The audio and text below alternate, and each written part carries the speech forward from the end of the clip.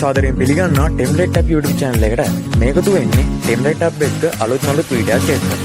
ඔයාලා මේ දවස්වල සෝෂල් මීඩියා ට්‍රෙන්ඩ් එකක් වෙලා තියෙන වීඩියෝ ක්ලිප් එකක් දැකලා ඇති.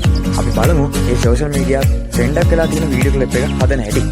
ඊට කලින් අපේ channel එක තවමත් subscribe කරලා නැත්නම් subscribe කරලා bell icon එකත් all දාගෙනම යම් වීඩියෝ එක පැත්තට. ආදරේ තිබ්බම හොඳටම මම පොරොන්දු වෙන්න. මාත් වාට පොරොන්දු වෙනවා.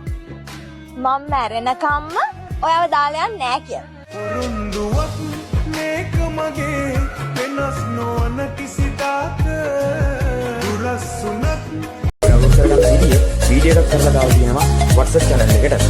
හරි. අපි දැන් ටෙම්ප්ලේට් එක ඕපන් කරගමු. හරි දැන් පහළ රෙඩ් බටන් එක ටච් කරන්න. ඊට පස්සේ ටෙම්ප්ලේට් එක ඕපන් වෙනවා.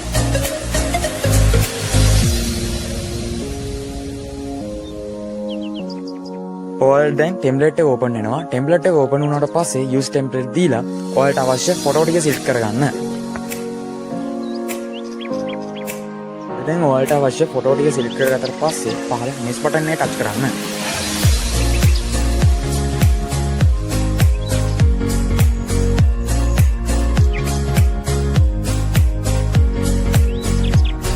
හරි දැන් අපි TikTok එක හදන්න අවශ්‍ය වීඩියෝ එක හදලා ඉවරයි. අපිට තියෙන වීඩියෝ එක සේව් කරගන්න. වීඩියෝ එක සේව් කරන්න export touch කරලා වීඩියෝ එක සේව් කරගන්න.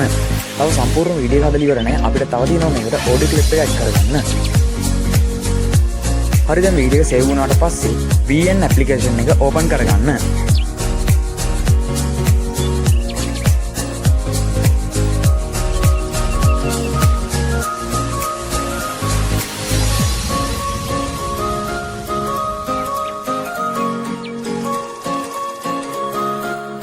හරි දැන් new project දෙන්න.